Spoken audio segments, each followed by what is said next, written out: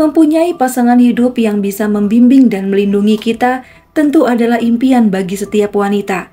Namun bagaimana jika pasangan yang dicintai malah menjelma menjadi malaikat maut?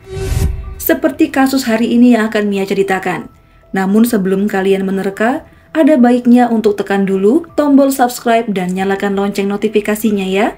Karena di sini kita akan mengupas suatu peristiwa yang tentunya tidak untuk ditiru, namun dijadikan pelajaran agar kasus serupa tidak terulang di kemudian hari. Cerita ini hampir sama dengan video sebelumnya, di mana lagi-lagi seorang istri harus jadi korban dari sifat temperamen suaminya sendiri. Jika teman-teman ada yang merasa sedang ditindas oleh pasangan, tonton nih video ini agar kamu bisa mencari jalan keluar dari masalahmu. Kita kenalan dulu ya dengan seorang ibu muda bernama Lisna Manurung, berusia 30 tahun. Ia seorang ibu rumah tangga biasa yang telah menikah dengan suaminya bernama Henry Sianturi, berusia 34 tahun. Mereka telah dikaruniai 2 orang anak, berusia 3 tahun dan 1,5 tahun. Tinggal di sebuah desa di Kecamatan Paranginan, Kabupaten Hombang Hasundutan, Kabupaten Tapanuli Utara, Sumatera. Sehari-hari demi menyambung hidup, keluarga kecil ini bekerja sebagai petani. Kebahagiaan keluarga ini akan terhenti mendadak akibat kisah tragis yang menimpa sang bunda tercinta. Senyuman buah hati mereka akan terganti dengan kesedihan. Nah teman-teman, informasi ini telah Mia rangkum dari berbagai media berita yang tentunya sudah beredar, dan Mia mencoba mengupasnya lagi di sini buat kalian yang mungkin aja belum mengetahui akan peristiwa pilu satu ini. Kejadian naas ini terjadi pada tanggal 26 Desember tahun 2023. Bermula pada perasaan seorang ibu, yaitu Ibu Lisna Manurung yang bernama Rosinta Nababan. Saat itu ia menghubungi putrinya lewat ponsel, namun nomornya sudah tidak aktif. Rosinta awalnya tak curiga, tapi mendadak panik ketika adik Lisna yang bernama Sundayani Agustina Manurung yang saat itu tengah bekerja di daerah Banten menyuruh ibunya untuk segera melihat kondisi kakaknya Lisna, karena ia baru saja mendapat kabar buruk dari tetangga kakaknya. Ia mengabarkan jika Lisna sudah terkapar meninggal dunia. Untuk informasi tambahannya teman-teman, rumah mereka berjarak sekitar 3 km saja. Kembali ke Rosinta yang kaget, ia berteriak histeris sambil menangis dan langsung menuju ke rumah anaknya. Setiba di rumah Lisna, ternyata sudah banyak warga yang berkumpul. Sang ibu pun langsung masuk ke dalam rumah guna melihat jenazah sang putri. Kemudian tangisnya pecah lagi. Spontan pikiran seorang ibu langsung menuju jasad anaknya untuk memeluknya juga melihatnya yang terakhir kali. Namun entah kenapa ia dihalangi untuk melihat jenazah anaknya sendiri. Dengan alasan jenazah saat itu sedang dipakaikan kebaya dan sedang dirias. Nah teman-teman, jadi Lisna ini pemeluk agama Kristen, di mana jika dia meninggal, ia akan dirias dengan sangat cantik. Kemudian dengan sabar, sang ibu di sela tangisnya menunggu dan memanggil-manggil nama anaknya itu. Di sisi lain, keluarga dari suami Lisna juga sudah berkumpul di rumah mereka. Sementara itu, Rosinta yang tidak diperkenankan melihat jenazah putrinya saat dirias, ia bertanya kepada keluarga suami Lisna, apa penyebab Lisna meninggal dunia? Lantas, dari keterangan keluarga suaminya, mereka menjawab bahwa Lisna meninggal karena tewas mengakhiri hidupnya. Mendengar jawaban itu, Rosinta Nababan merasa tak percaya. Lalu bertanyalah Rosinta kepada Henry menantunya.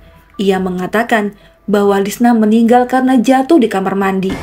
Karena masih dalam kondisi yang terpuruk dan terguncang, Rosinta pun memendamnya dalam hati atas perbedaan pernyataan Henry Sianturi dengan keluarganya sendiri. Sang ibu memohon kepada pihak keluarga yang bersangkutan untuk menunggu adik almarhumah yang saat itu dalam perjalanan. Hingga tibalah keesokan harinya saat pemakaman Lisna. Dalam adat Kristiani, seseorang yang meninggal akan melalui ritual sakramen di gereja. Ritual sakramen adalah doa untuk pemurnian jiwa-jiwa orang yang telah meninggal. Namun kepala desa mengatakan bahwa almarhumah tidak dapat mengikuti ritual sakramen dengan alasan Lisna meninggal karena bunuh diri. Pastinya bagi keluarga, hal ini menjadikan mereka terpuruk. Walau begitu terasa janggal dan bertanya-tanya, pemakaman Lisna pun tetap berjalan. Karena kejadian ini, anak Lisna yang berusia 3 tahun diasuh oleh neneknya Rosinta.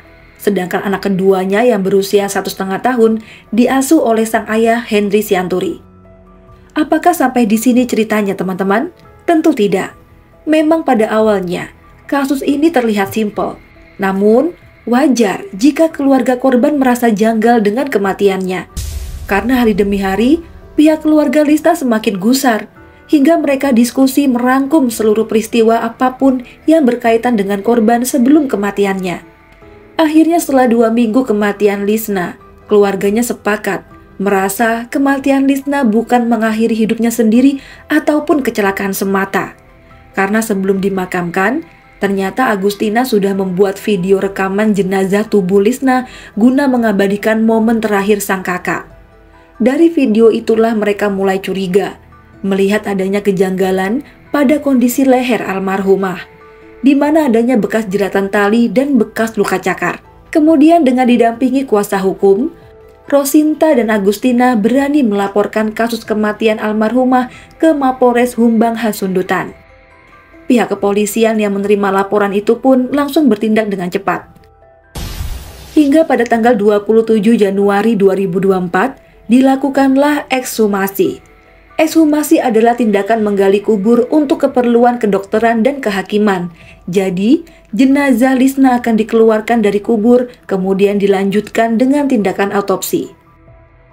Akhirnya dari hasil ekshumasi, didukung keterangan para saksi dan pengumpulan sejumlah alat bukti, ditetapkanlah suami Lisna, yaitu Henry Sianturi, sebagai tersangka pembunuhan istrinya sendiri.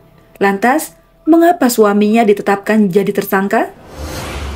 Dari sini Mia akan menjelaskan, walau sedikit rumit, semoga teman-teman bisa paham ya. Suami Lisna ditangkap pada tanggal 7 Maret 2024. Saat diinterogasi pihak kepolisian, Henry menjawab dengan cemas dan pernyataannya yang berubah-ubah, membuat polisi cukup kesulitan menemukan jawaban. Namun karena kecemasan itulah yang membuat Henry jadi sangat mencurigakan.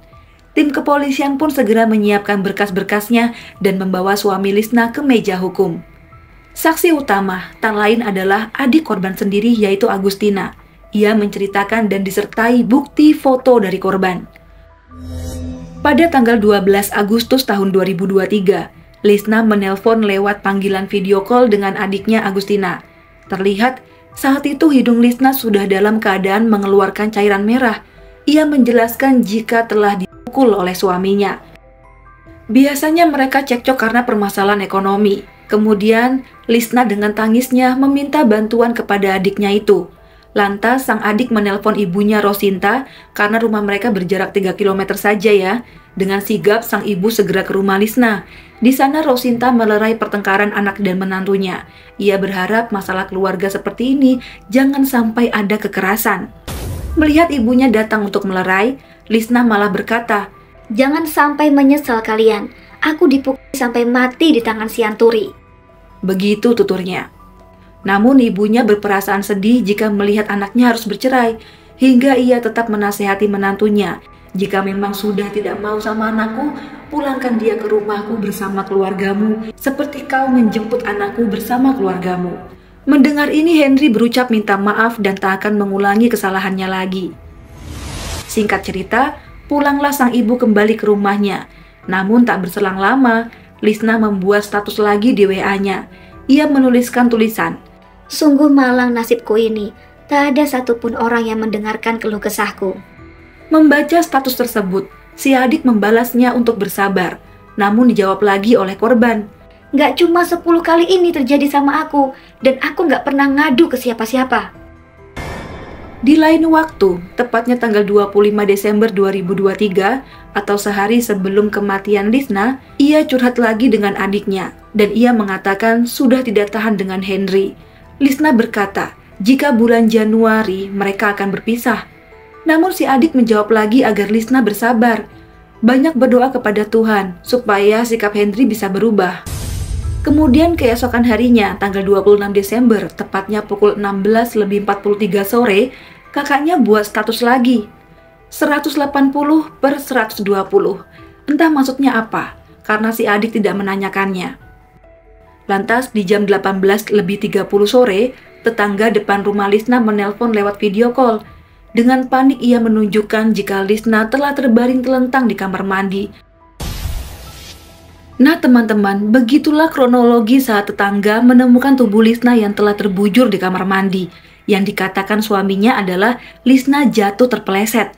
Tapi pengakuan keluarga suaminya malah Lisna dibilang bundir. Awalnya saat Mia mempelajari kasus ini, terasa aneh ya. Padahal pihak keluarga sudah curiga karena menemukan kejanggalan pada tubuh korban. Namun kenapa tak lekas diotopsi saja, malah harus menunggu beberapa waktu kemudian. Nah, rupanya disinilah kita akan mengetahui fakta lebih dalam tentang kasus ini. Sebenarnya tidak rumit, semua hanya karena masalah ekonomi. Nyatanya, pihak keluarga Lisna telah membawa tubuh korban ke rumah sakit dan dari visum luar memang ditemukan adanya bekas jeratan di leher. Namun mereka harus mengotopsi jenazah Lisna. Mendengar hal ini, keluarga korban bertanya masalah biaya, yang ternyata mereka harus menyiapkan uang sebesar 50 juta rupiah.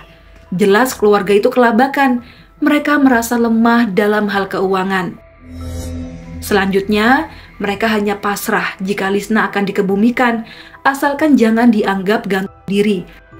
Dan mereka berharap Lisna akan dikebumikan dengan melalui ritual sakramen gereja.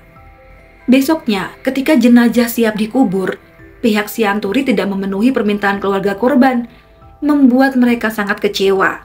Nyatanya, Lisna dimakamkan dengan proses orang yang mengakhiri hidupnya sendiri. Saat adik Lisna pulang dari pemakaman, ia menanyakan kepada tetangga korban yang menelponnya saat itu. Ia bertanya bagaimana posisi Lisna ditemukan. Tetangga itu menjelaskan bahwa ia mendengar suara keributan di rumah korban dan menemukan korban yang sudah telentang sambil dipeluk oleh suaminya. Lantas adiknya bertanya, apakah ada kursi atau sebagainya di dekatnya? Tetangga itu menjawab tidak ada. Itulah yang membuat adik korban terkejut. Bukankah tadi keluarga suaminya bilang, Lisna tewas akibat gantung diri? Mengapa yang lainnya berkata jika Lisna terjatuh di kamar mandi? Kembali ke proses penangkapan suami Lisna. Kasus ini pun mulai menunjukkan titik terang dengan diadakannya rekonstruksi sebanyak 34 adegan. Disimpulkanlah bahwa kematian Lisna adalah murni sebuah pembunuhan berencana oleh suaminya sendiri. Namun sejauh ini, Henry masih bungkam alias tidak mengakui perbuatannya.